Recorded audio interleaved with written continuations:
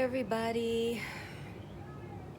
It's been 12 days since I had my shoulder surgery. I had it on the 12th of June and today is the 24th. And I wanted to just come in and give an intro to the video before I play some of my previous clips, which there are not many because, to clarify, I had a tear in my rotator cuff, and so I had surgery to repair that. And this had been ongoing for years. I probably have mentioned it in previous videos, I don't even remember. And it just, I guess with age, like everything, it just got weaker and weaker. And I had taken a part-time job cashiering and doing stock, and I think that finished me off 4 to 6 months after I started that job, that the shoulder pain got to the point where I started needing to have cortisone shots. If I remember right, my doctor said they don't like to give that to you more than maybe like 2 to 3 times a year, that it should be lasting you like it's 3 months. The first time I got the shot, I believe it wore off in 2 months. The second time I got the shot, it wore off in probably 6 weeks. And when I say wear off, I mean the pain came back with a vengeance. And I got one more shot before they did the surgery, which I think again lasted maybe about 6 weeks for me. The hospitals, at one point they weren't even doing surgeries, but now they decided that they were gonna start, slowly returning to their surgery schedule. I think it was May, but I told them I wanted to wait till the middle or end of June because I was trying to make sure when people started leaving their houses that if people were dropping like flies because of this COVID, that I didn't go to the hospital and chance catching it too. My pain had gotten so bad, the shot had wore off to the point where I was, I guess, willing to take my chances. But I don't live in Little Rock, and so the town that I live in, it wasn't, the numbers were nothing like they were in the city of Little Rock. So anyway, I went in for my surgery. They don't allow you to take anybody with you into the hospital, just as a precaution to try to keep down any infection rates. That is the first time I ever had surgery where I didn't have anybody go with me. The first time I've had surgery or something major happened to me where my mom wasn't able to be with me. And so that whole week prior to surgery, I just felt a lot of grief that I couldn't, even if she wouldn't have been healthy enough to come with me, I couldn't call her, and she couldn't call me and check on me. I guess my adrenaline was going, so I normally, seriously, I'm the kind of person I could fall asleep at 6:30, 7 o'clock at night with no problems whatsoever. But I didn't go to sleep until after midnight the night before surgery. I did film a little tiny couple of clips at the hospital while I was waiting to go up, and then very briefly, I think, when I was in the room. I know my style of YouTube making is mostly vlog style, but I'm almost always in the house or alone or just with my family when I vlog. So my confidence level vlogging it with complete strangers staring at me is, it wasn't there. I'm sitting here in the waiting room waiting for my procedure, or waiting to be called upstairs. So this is before everything happens.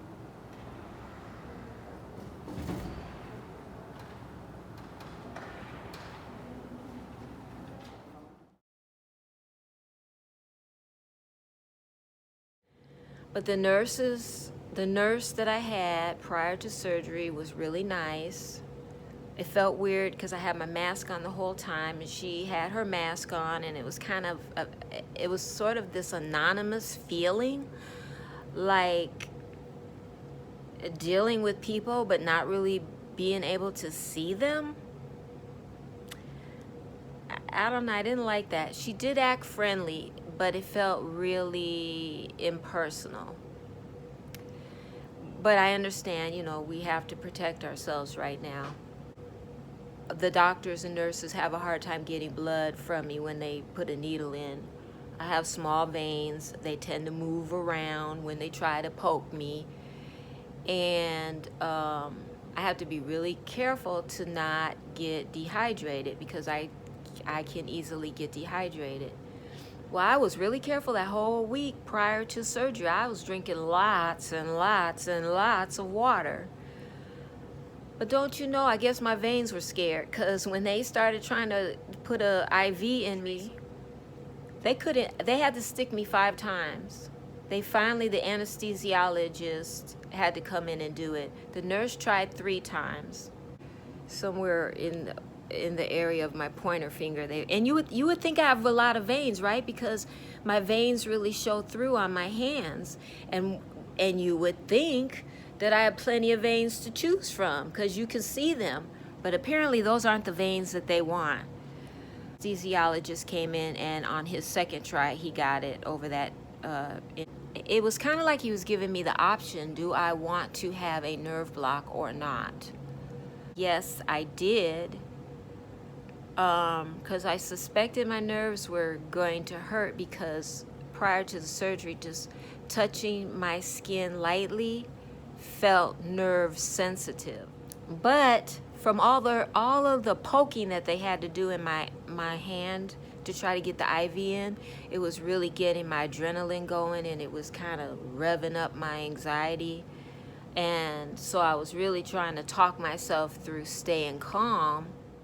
I think it would have been better if I would have had family there, because I'm much better being strong for other people than I am in being strong for myself. So I didn't have to put up this show of bravery to keep my family calm, because there was no family there. So I didn't have that motivation. So I started feeling the anxiety come in. Anesthesiologist said that he would not do the nerve block until they gave me the medicine that kind of like calms you down. He said I won't really care what they do at that point, because I was scared of more poking over and over again. Gave me the medicine, and about the time that they gave it to me, I remember thinking, I can feel it kind of going into my body. I feel a little bit calmer. And basically, that's the last thing I remembered. I don't remember it hitting me to the point where I was like, or nothing. I don't remember the nerve block, thank God. If my surgeon came in prior to the surgery, I don't remember it. I remember them telling me they were going to call my son to come pick me up. And I vaguely remember getting into my son's car. I don't remember leaving the room and getting to the car. I don't remember that part at all. And then once I got to my house, them kind of holding my arm and kind of helping me walk into the house. But I didn't feel a lot of pain.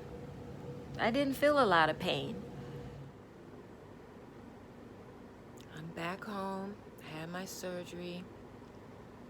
I'm in my bed with a bunch of pillows around me. My arm is completely numb. I'm sure I don't look my best.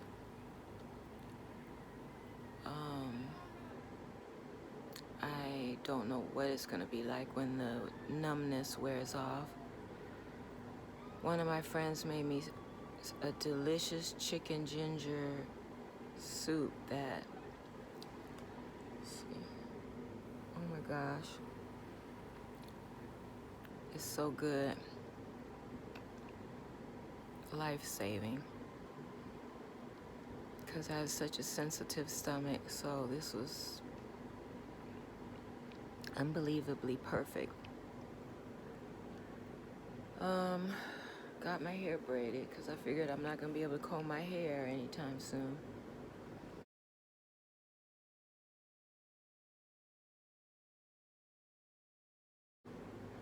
And my arm.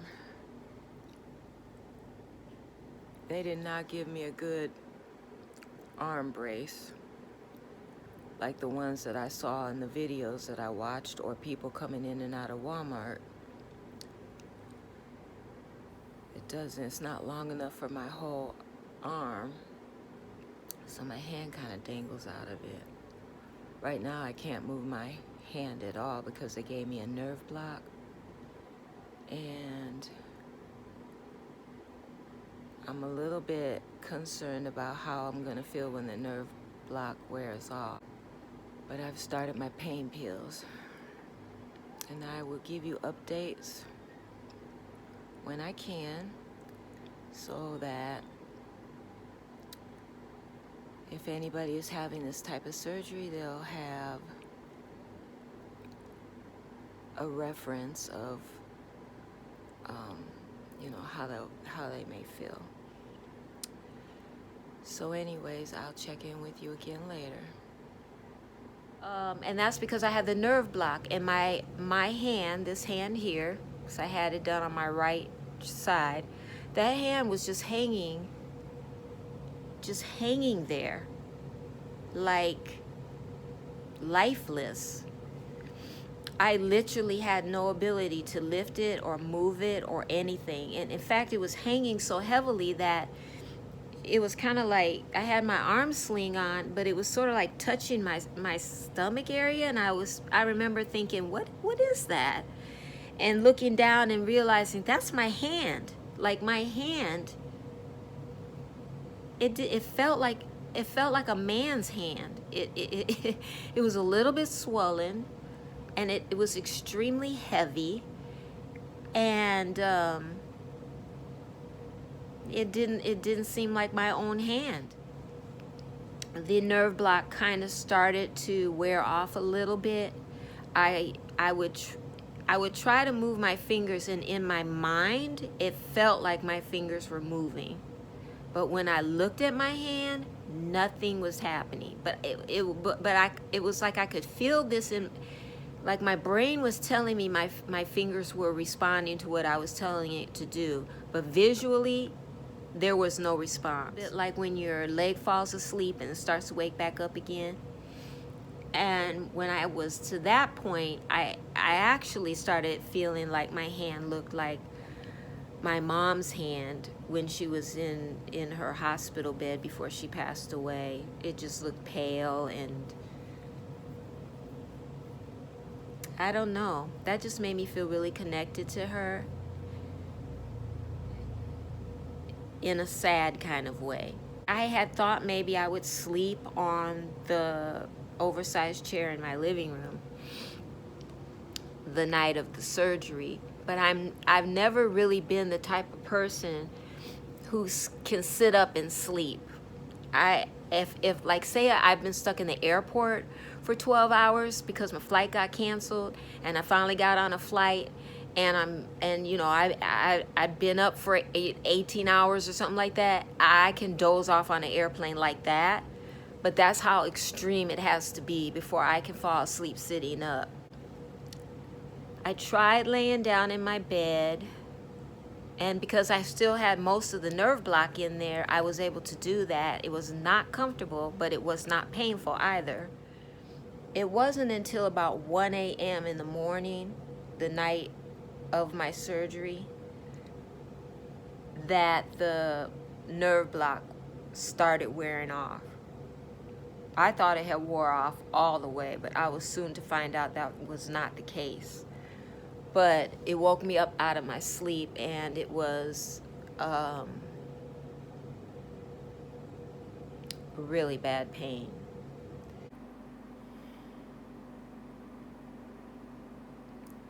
Well, I just completed night 1,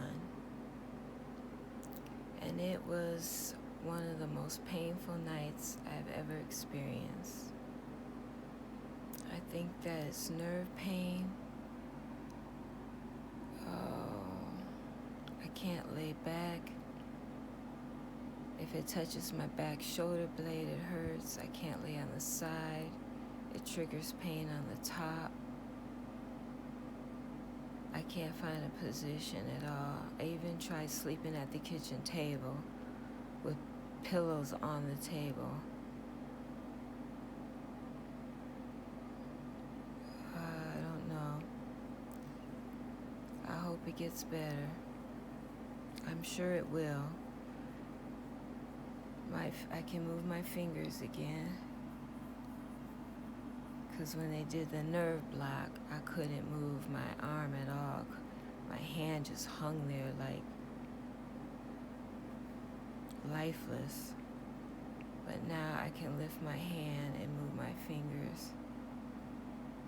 And I think that's why the pain got so bad, because everything's waking up. And I'm hoping that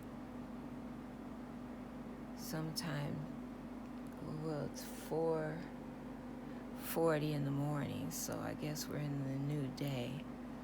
So I'm hoping that sometime today I will start to feel better.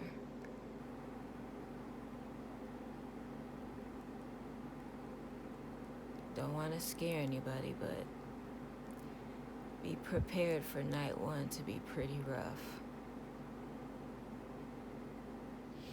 And I don't want to scare you if you're out there thinking, going to get the surgery or not, because I talked to a couple of people, and one of my friends said that she had no nerve pain whatsoever. So everybody is different. But I know years and years ago I had a breast reduction surgery, and I had terrible nerve pain when they did that. So I think I might be prone to it, for certain types of surgeries. So anyways, it wore off, and it was a night of extreme pain and misery. And at 7 o'clock in the morning the next day, I'm on the phone calling the doctor's office, because I'm thinking this ain't normal. And the on-call service said that he was the doctor on call for the day, so he would be the one calling me. And he told me, he said, this is pretty common. Well, I had between 24 and 30 hours of nerve pain. I couldn't sit back because the back of this shoulder, if it touched anything, it hurt. I tried sleeping at the kitchen table with pillows on the table and just kind of lay my head on the pillows. I couldn't lean forward because the pain was just everywhere. I couldn't lean to this side. I couldn't lean to this side. And even sitting up, finally, I'm sure you can imagine almost an entire night of no sleep. I think I got about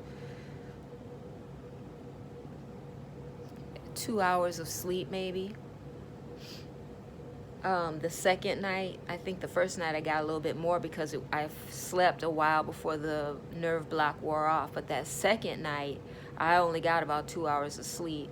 Where between 24 and 30 hours, it started, the intensity of the nerve pain started to lessen. Now, the doctor did tell me when I had called him at 7 o'clock the morning after the surgery, he did say, this time tomorrow you should start feeling better. And that was the truth.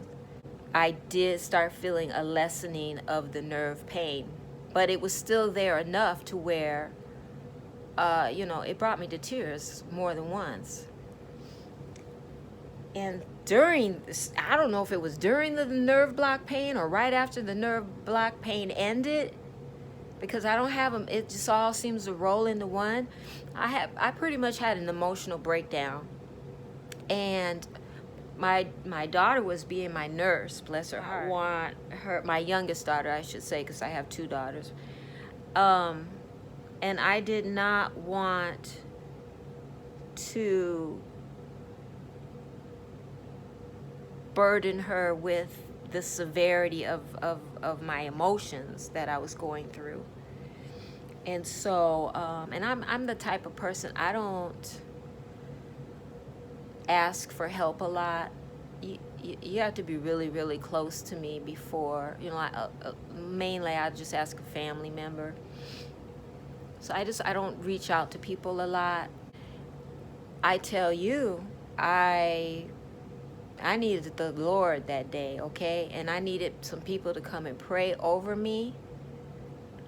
I needed prayer chains started, and I gave my daughter the phone, and I started giving her names, and she would dial it for me. And at first I just kept getting voicemails, and I was just crying and falling apart and asking people to pray for me. And I was in all of this pain. And then I found out that my cousin in Minnesota had gotten deathly ill and had went septic and was in intensive care and had almost died.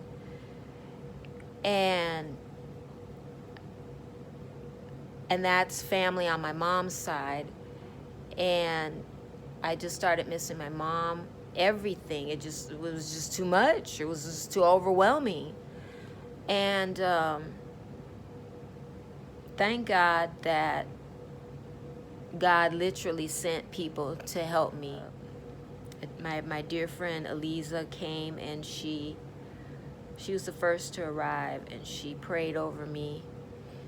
And I literally could feel like the Holy Spirit just coming in to comfort me.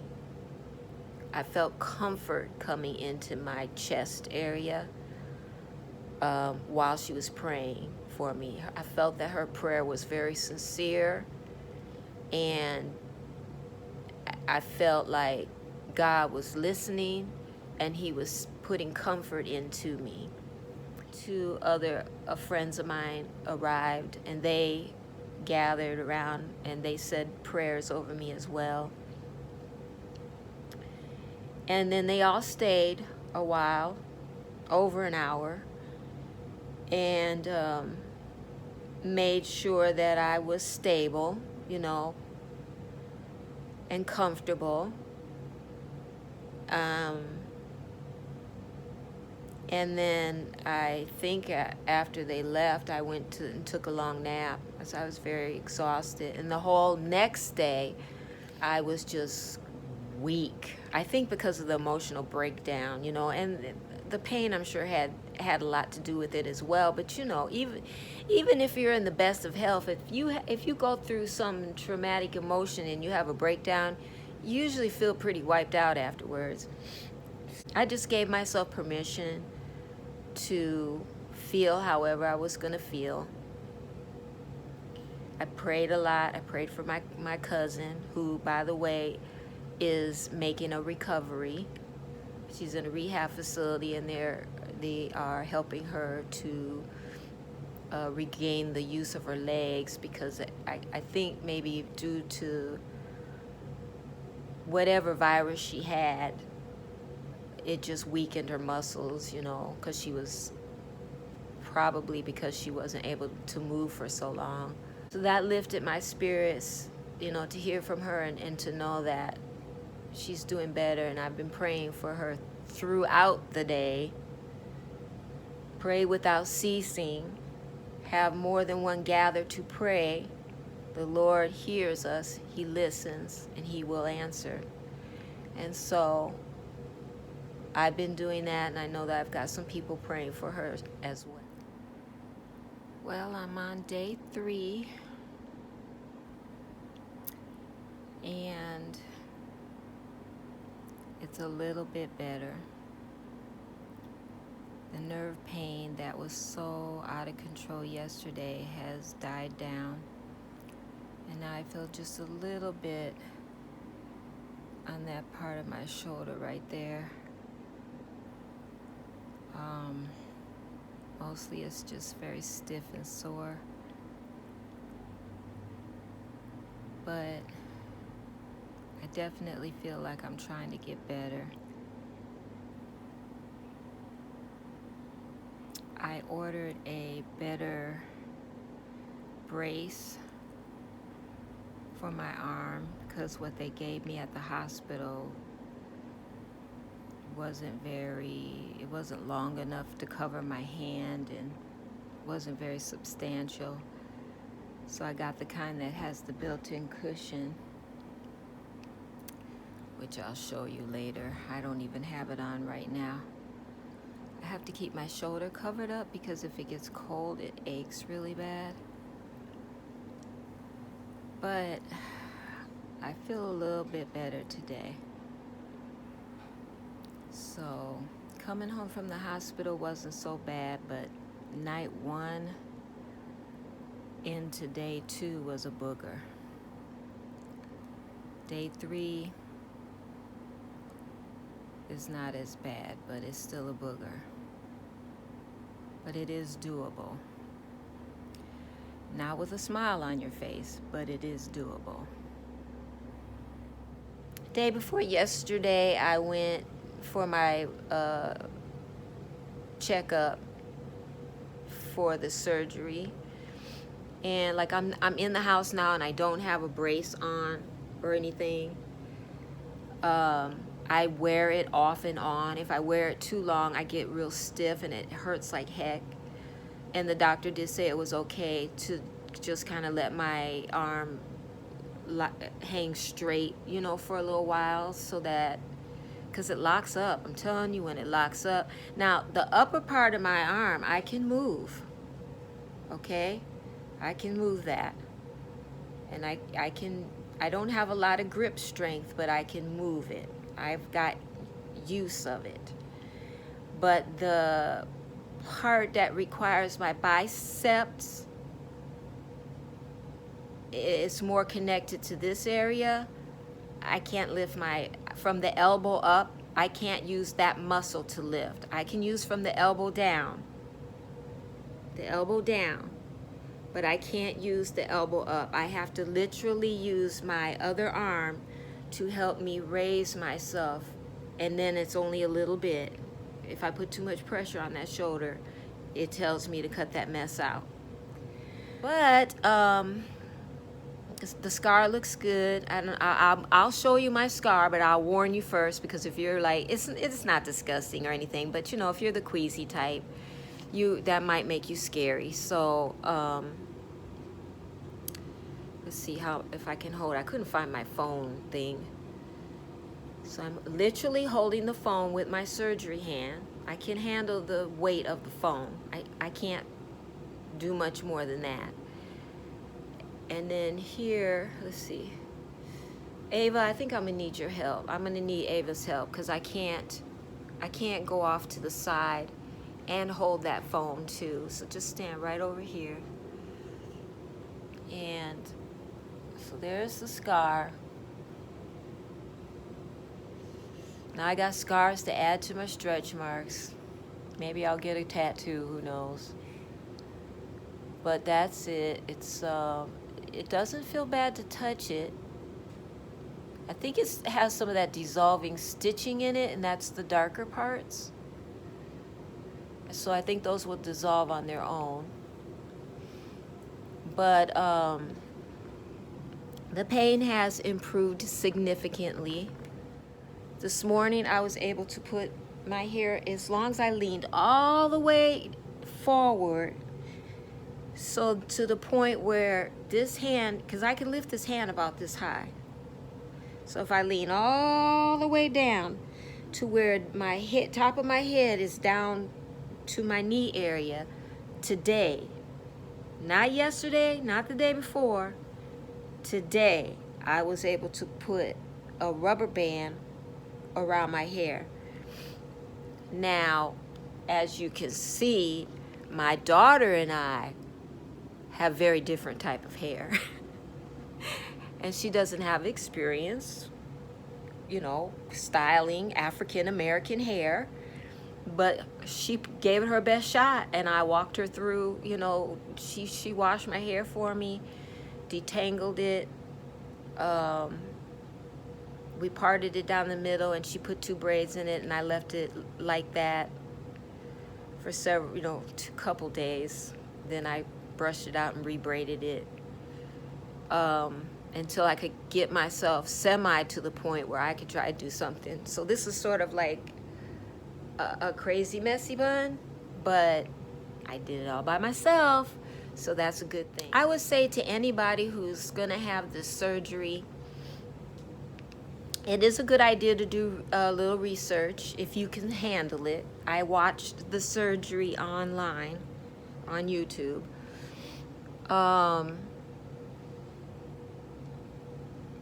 I watched 2 different surgeries, and after that I felt my anxiety a little bit up.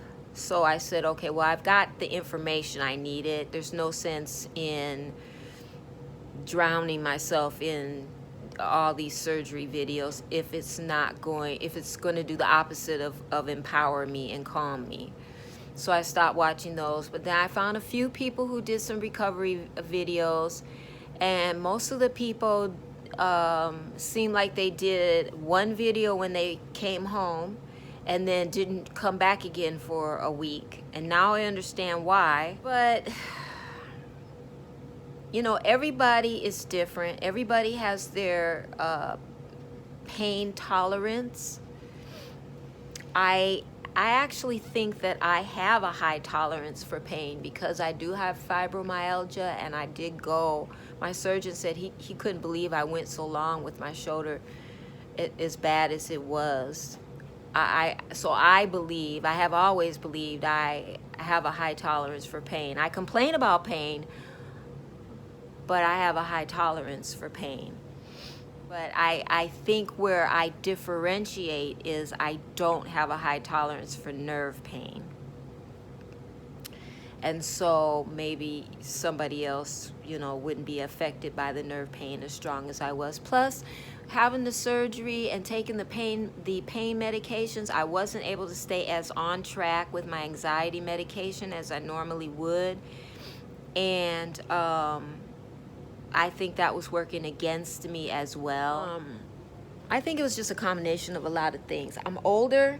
I can't handle what I used to be able to handle. Older meaning I'm 58. I can't handle what I used to be able to handle. I can't brush things off the way that I used to be able to brush things off and power through and suffer through and push through. My body just won't allow me to do that anymore. So I just think, that had a lot to do with it. Somebody maybe without anxiety and maybe who wasn't still grieving for the loss of a loved one, probably would do a whole lot better.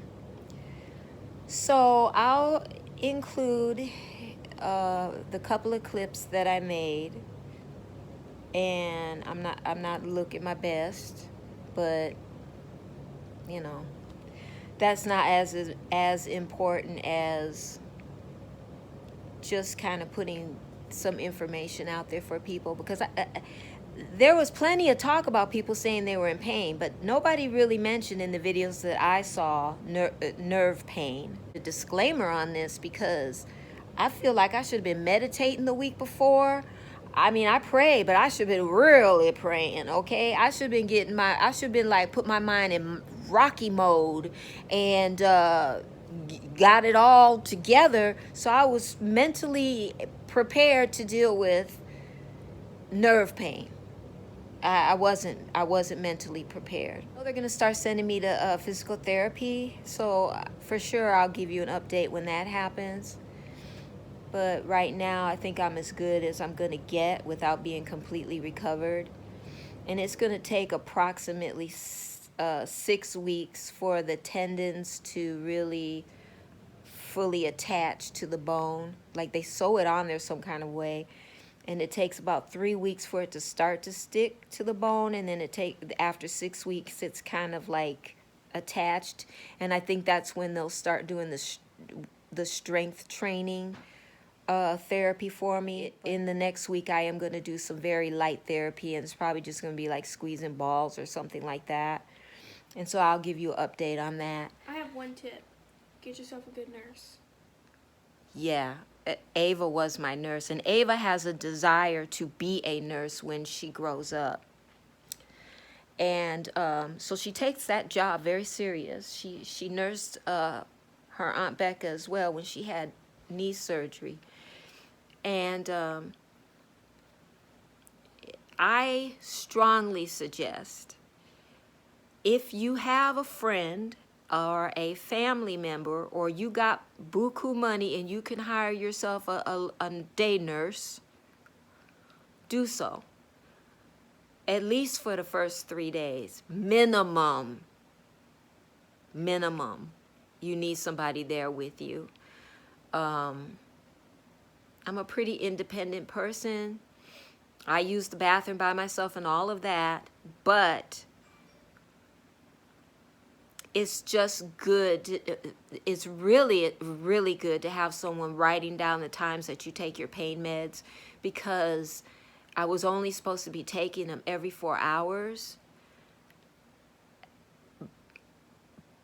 I'd take the pain med, okay, and the pain would dissipate. It would get better. It would almost go away. And then I'd be able to drift off to sleep a little bit, and then all of a sudden I'd be woken with severe throbbing nerve pain, and my brain would tell me it's been 4 hours. Time to take another pain pill.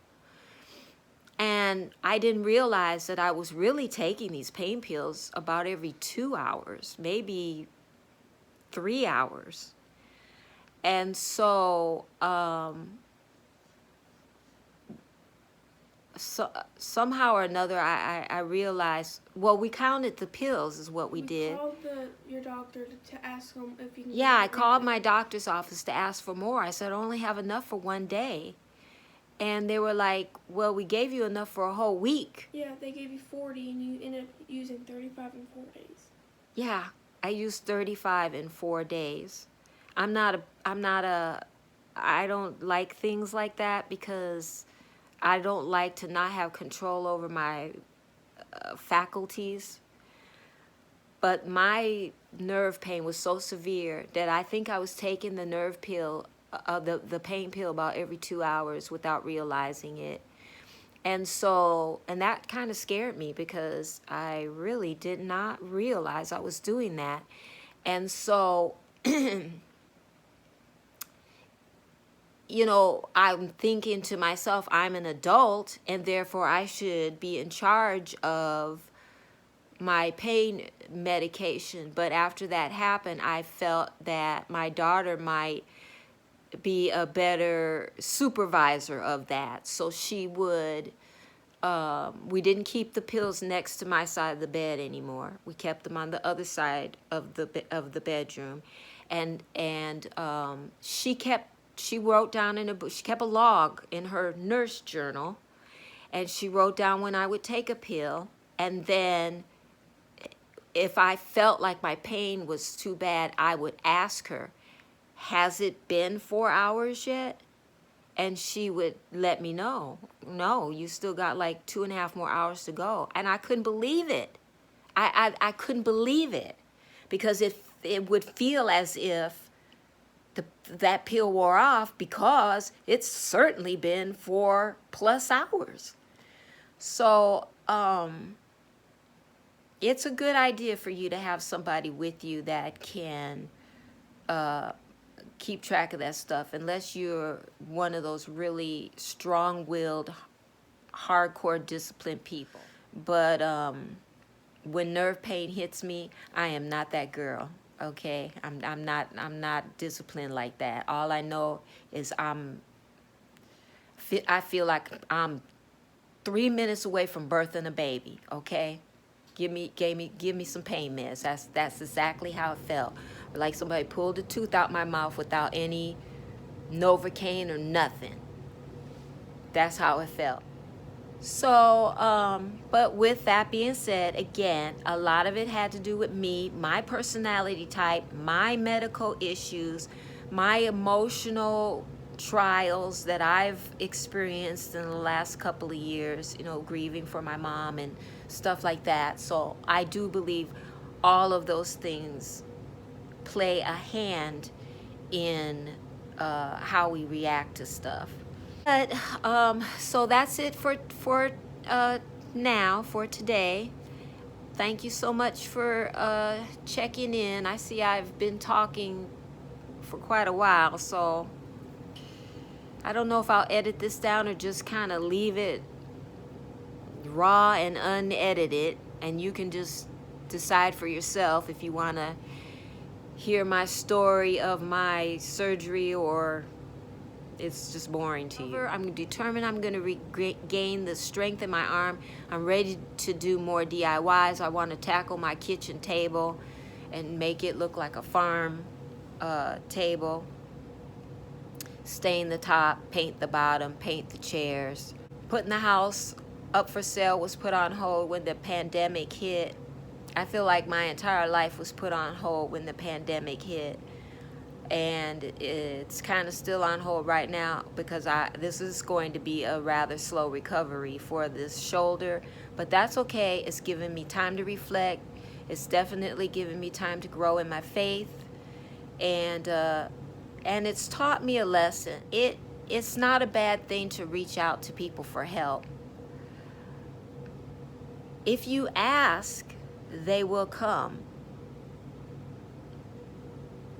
People aren't mind readers. They don't know you're sitting at home crying and you need them, or you need someone, or you need prayer. You have to tell somebody. I went out of my comfort zone and I asked for help, probably because I was delirious with pain. I asked and they came. The Lord blessed me with the help that I prayed for. And I am very grateful for that. I'm grateful for family. I'm grateful for friends. And I'm surely grateful for the food train that we're getting more tomorrow. That people sent us. Yeah, another lady's going to send something tomorrow. That was a lifesaver because when I don't feel good, I tend to not eat well. And people making me meals and sending them, and it was so easy for my daughter, so much easier. It was easier for me because then I can just heat it up, or if it's like a salad, I can just throw some stuff into it, and I can just heat it up and give it to her. And like, especially whenever she's hurting and her body's trying to heal, I don't know if she's told you this, but like she has to eat more in order for her body to heal. Right. So it was just a lot easier for me, and not me having to like make something and then wait for it to cool down, then give it to her. It's just me. Right. Yeah. And then I have an extremely sensitive stomach, so I tried eating a sandwich that I made. I think Ava made. She made it right. She made it the way I like it, but I guess I just couldn't handle the lunch meat. So the fact that people were sending me fresh salads and home-cooked meals, oh my gosh, my friend Eliza made a chicken ginger soup that was literally like medicinal elixir. I'm telling you, the Lord put a blessing on that soup, okay? What everybody sent was helpful and in different ways. But that soup, girl, you did it with that soup. I literally would feel it soothing my shoulder pain. She also came by and brought us some ginger tea, so that was very helpful. Yeah, she brought ginger tea, and my friend Jeannie, she made me a delicious meal, and I ate on that for a couple of days, and she gave me a ride to the doctor's office for that first appointment. People from my church made me food, and of course Becca, we've adopted each other, so she's my sister, and she came over every day and sat with me until her ride would come to pick her up, so some days she could stay a little longer than others, but it was all what I needed. The Lord knew what I needed better than what I knew, and he sent it my way. So I think the Lord also knew that you needed more, because we were talking about this the other day, but we didn't want to ask for more. We're like, I think it'd be better if we had more people bringing us food. But then one of her church friends said asked her, "Do you need more people to bring you food?" And she's like, "Yes." And so I think that's just God telling her church friend that, hey, I would ask if she needs more food because they're saying that they need it, so it would be a lot easier on them. Yeah. At least for another week or so. I think God knows how stubborn I am. Okay, He been knowing me for a long time. And right now He is providing me with everything that I could possibly need